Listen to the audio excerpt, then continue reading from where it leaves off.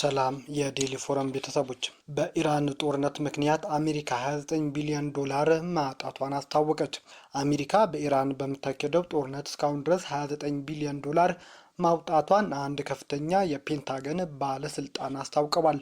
ፔንታገን አሁን ይፋ ያደረገው የገንዘብ መጠን ባለፈው ወር ከተገመተው የ4 ቢሊዮን ዶላር ብልጫም አሳይቷል። ዲሞክራቶች ከ6 ወር በኋላ ለሚካሄደው ምርጫ ድጋፍ እያገኙ ሲሆን ጦርነቱ የኑሮ ውድነት አንሯል ሲሉም ጣታቸውን በሪፐብሊካን ፕሬዝዳንቱ ላይ ቀስረዋል። ታዛቢዎች በምርጫው ሪፐብሊካኖች አብላጫውን የኮንግረስ ወንበር ሊያጡ ይችላሉ ሲሉም ተንብየዋል። ፔንታገን ሚያዝያ 21 እንደ ኢትዮጵያ አቆጣጠር በኢራን ጦርነት 25 ቢሊዮን ዶላር ማውጣቱን ይፋ አድርጎም ነበር። የበጀት ጉዳዮቹ የሚከታተሉት ጁልስ ሃርስት ለሕግ አውጪዎች አዲስ የገንዘብ መጠን ጥናትና የምትክ መሳሪያዎች እንዲሁም የስራ ማስኬጃ ወጪዎችን የሚያካትት መሆኑን ተናግረዋል። ከመከላከያ ሚኒስትሩ ፒት ሄግስትና የጦር ኃይሎች ጠቅላይ ኤታማዦር ሹሙ ጀኔራል ዳን ኬይን ጋር በመሆን ለምክር ቤት አባላት ሪፖርት ያቀረቡት ሃርስት የበጀትና የመከላከያ ቡድኖች በጋራ ጦርነት ምን ያህል እንደሚያወጣም በቋሚነት ያሰላሉም ብለዋል። ፔንታገን በጀቱ 29 ቢሊዮን ዶላር እንዴት እንዳደረሰውም ግልጽ አይደለም። በመጋቢት ወር ለሮይተርስ መረጃ የሰጡት አንድ ምንጭ የትራምፕ አስተዳደር በጦርነቱ የመጀመሪያ 6 ቀናት ብቻ 11.3 ቢሊዮን ዶላር ማውጣቱንም ተናግረዋል። ከአሜሪካ ፕሬዝዳንት ጋር ወደ ቻይና 17 የአሜሪካ ግዙፍ ኩባንያዎች ኃላፊዎች እንደሚጓዙ ተገለጸ። የአሜሪካ ፕሬዝዳንት ዶናልድ ትራምፕ ወደ ቻይና ለይፋዊ ስራ ጉብኝት ሲያመሩ 17 የአሜሪካ ግዙፍ ኩባንያ ኃላፊዎች አብረዋቸው እንደሚሄዱ ዋይት ሀውስ አስታውቋል። ዶናልድ ትራምፕ ከኢራን ጋር በጀመሩት ጦርነት ምክንያት አራዝመውት የነበረውን የቻይና ጉብኝታቸውን የፊታችን ሐሙስና አርብ ያካሂዱታል።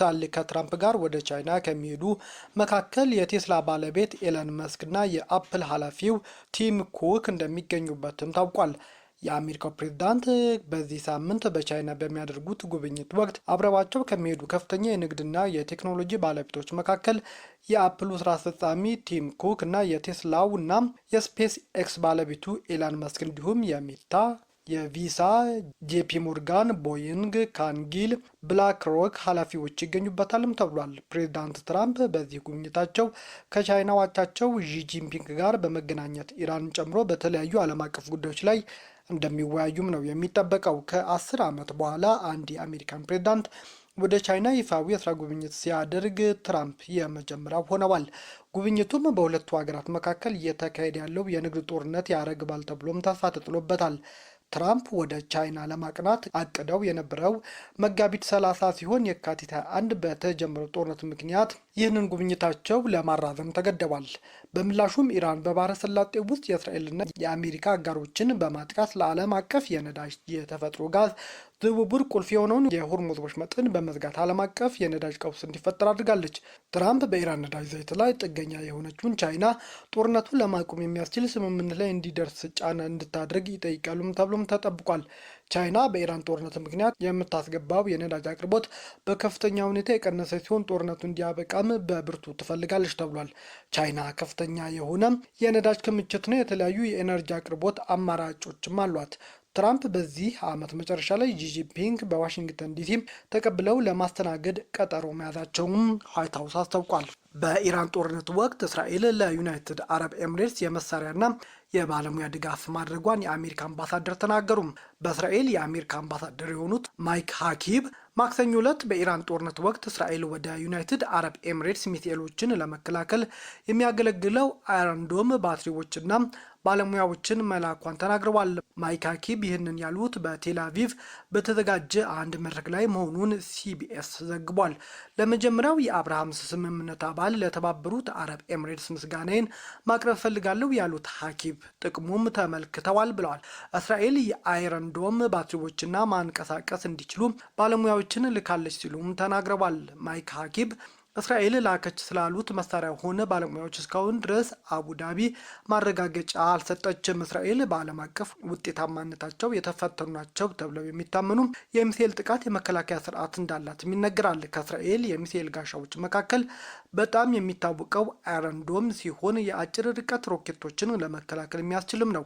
ይህ መሳሪያ ሞርታሮችንና ከሚሳኤል ማስወንጨፊያዎች የሚተኮሱ ከ4 እስከ 70 ኪሎ ሜትር ርቀት የሚምዘገዘጉትንም ያከሽፋል ተብሏል። የኢራን ጦርነት በየካቲት ወር መጨረሻ ከተጀመረ በኋላ ቴህራን በባህረ ሰላጤው በሚገኙ የእስራኤልና የአሜሪካ አጋሮች ላይ ተደጋጋሚ ጥቃቶችንና የሆርሙዝ ወሽመጥን በመዝጋትም አጸፋ ምላሽ ሰጥታለች። በጦርነት የተነሳ በኢራን ከ3300 በላይ ሰዎች ሲገደሉ በሺዎች የሚቆጠሩ ደግሞ ከቀያቸው ተፈናቅለዋል። ከዚህም በተጨማሪ 13 የአሜሪካ ወታደሮች በዚህ ጦርነት ተገለዋል። በፓኪስታን አደራዳሪነት በኢራንና በአሜሪካ መካከል የተኩስ አቁም ቢደረግም ኢስላማባድ እስካሁን ድረስ ዘላቂ ሰላም ማስፈን ግን አልቻለችም። የፈረንሳይ ፕሬዝዳንት ኢማኑኤል ማክሮን የአፍሪካ ጉብኝታቸው የጀመሩት የኤሊዜ ቤተ መንግስት ፖለቲካዊ ሽኩቻን ወደ ጎን ትተው የኦሎምፒክ አትሌት የሆኑ ይመስላል ሲሉም ብዙዎች እየተቿቸው ነው። ከግብጽ አሌክሳንድሪያ ጀምሮ መንገድ ሳይዘጋ ከህዝብ ጋር ተቀላቅለው ሲሮጡም መታየታቸው ብዙዎችን አስገርሟል። ኬንያ ገብተውም ደግሞ ከዓለም የማራቶን ንጉስ ኤሊድ ኪፕቾጌ ጋር በናይሮቢ ጎዳናዎች ላይ ልምምድ ሲያደርጉ ሲሮጡም ታይተዋል። ኪፕቾጌ ከማክሮን ጋር አብረው ሲሮጡም የሚያሳይ ፎቶም ተለቅ የነዳጅ ዋጋ ንረትና አቅርቦት እጥረት ተከትሎ አፍሪካውያን ይበልጥ ርካሽና ንጹህ ወደሆነ ኤሌክትሪክ ተሽከርካሪ ትራንስፖርት እያመሩ ነው ተብሏል። በዚህም ኢትዮጵያ ቀዳሚ እንደሆነችም ነው የተነገረው። የቻይና ንግድ መረጃ እንደሚያሳየው አፍሪካ በ2025 ብቻ ከቻይና 44,000 የኤሌክትሪክ መኪኖችን ያስገባች ሲሆን ይህ አሃዝ በ2024 ከነበረው ጋር 19386 ጋር ሲወዳደር እጅግ ከፍ ያለ ነው። ከ200 ሚሊዮን ዶላር በላይ የወጣበት ይህ የገበያ ፍሰት በተለይ ኢትዮጵያ በ2024 በነዳጅ የሚሰሩ አዳዲስ መኪኖች ወደ ሀገር ውስጥ እንዳይገቡ የጣለችው እግድ በከፍተኛ ሁኔታ የኤሌክትሪክ መኪና እንዲጨምር ምክንያት ሆናል። በአሁኑ ሰዓት በኢትዮጵያ መንገዶች ላይ ከ115,000 በላይ የኤሌክትሪክ ተሽከርካሪዎች የሚገኙ ሲሆን ይህ አሃዝ ከአጠቃላይ የሀገሪቱ ተሽከርካሪዎች 8 በመቶንም ይሸፍናል ተብሏል። ሀገሪቱ በ2025 እንደ ፈረንጆች አቆጣጠር ከአፍሪካ ከቻይና ካስገባችው የኤሌክትሪክ መኪኖች ውስጥ ሲሶው 1/3 በመውሰድ ደቡብ አፍሪካን፣ ግብፅና ሞሮኮንና ናይጄሪያን በልጣለችም ተብሏል። ከኢራን ጦርነት መራዘምና የሆርሙዝ የባህር ወሽመጥ መዘጋት ጋር ተያይዞ በኢትዮጵያ የተፈጠረው የነዳጅ እጥረት በትራንስፖርት ዘርፉና በዕለት ተዕለት እንቅስቃሴው ላይ ከፍተኛ ጫና ፈጥሯል። ይህ ሁኔታ መንግስት ውድ የሆነውን የነዳጅና የጋዝ አስመጭነት ለመቀነስና የሀገሪቱን የኃይል ደህንነት ለማጠናከር የሚያደርገውን ጥረት ይበልጥም እንዲያጠናክር ምክንያት ሆኖታል። የንግድና ቀጠናዊ ትስስር ሚኒስቴር ካሳሁን ጎፌ እንዳስታወቁት ኢትዮጵያ በዓመት 4.2 ቢሊዮን ዶላር ለነዳጅ ግዢ የምታወጣው ነው። ለነዳጅ ድጎማ ብቻ በወር እስከ 128 ሚሊዮን ዶላር ወጪ ታደርጋለች። ይሁን እንጂ በአቅርቦት መስተጓጎል ምክንያት ከ180,000 ሜትሪክ ቶን በላይ የነዳጅ እጥረት አሁን ኢትዮጵያ ገጥሟታል። ደቡብ አፍሪካ መሰረት ያደረገው ዘ ኤሌክትሪክ ሚሽን የተሰኘ ተቋም ዋና ስራ አስፈጻሚ ኢተን ፓርማር ኢትዮጵያ ከውጭ የምታስገባው ነዳጅ በሀገር ውስጥ በሚመነጨው ኤሌክትሪክ ኃይል መተካት የኃይል ደህንነቷ ያጠናክርላታል ብለዋል። ኢትዮጵያ ከ90 በመቶ በላይ የኤሌክትሪክ ኃይሏን ከታዳሽ የምታገኝ መሆኑን ለዚህ ሽግግር ልዩ ተጠቃሚ ያደርጋታልም ይላሉ እኚህ ባለሙያ።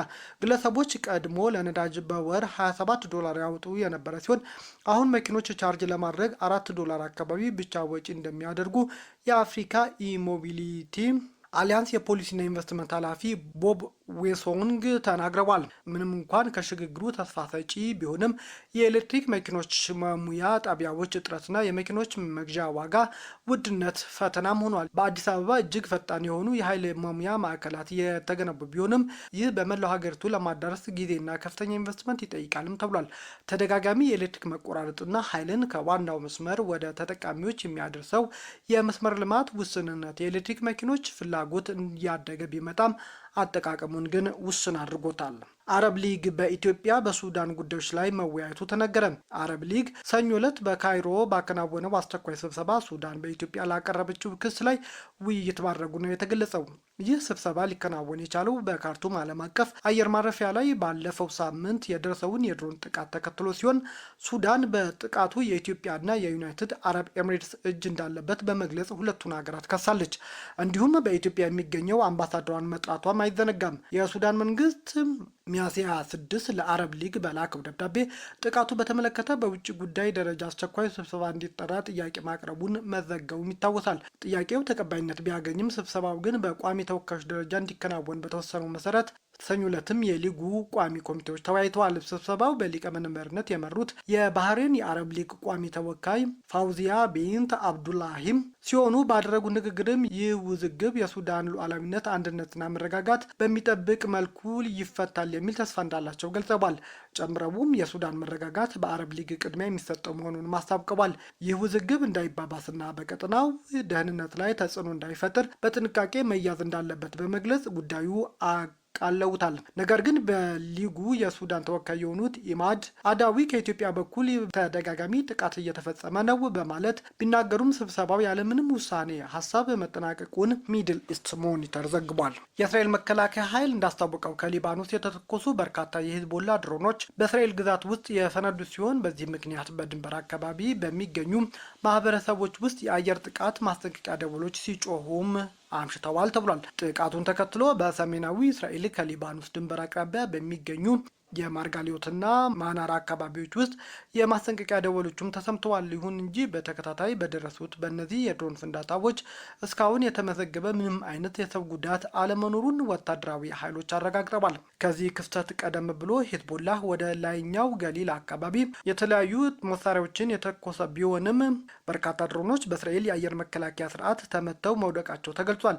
በተጨማሪም የእስራኤል ጦር ጥቃት ከተሰነዘረባቸው ተጨማሪ ድሮኖች ጋር ግንኙነት መቋረጡን ከራዳር እይታ ውጭ መሆናቸውን ያሳወቀ ሲሆን ይህ ሁኔታ ድሮኖቹ ሳይመቱ የሆነ ቦታ ላይ መከስከሳቸውን እንደሚያመለክት ገልጿል። በሁለቱ የጥቃት ክስተቶች የደረሰ የሰው ጉዳት አለመኖሩንም የመከላከያ ኃይሉ አክሎ ገልጿል። ቤተሰቦቻችን ዜናዎቻችን ከወደዳችሁ ላይክ አድርጉ፣ ለሌሎች ተደራሽ እንደሆኑንም ሼር አድርጉ። አዲስ የሆናችሁ ደግሞ ሰብስክራይብ በማድረግ ቤተሰብ ይሁኑ። ሰናይ ጊዜ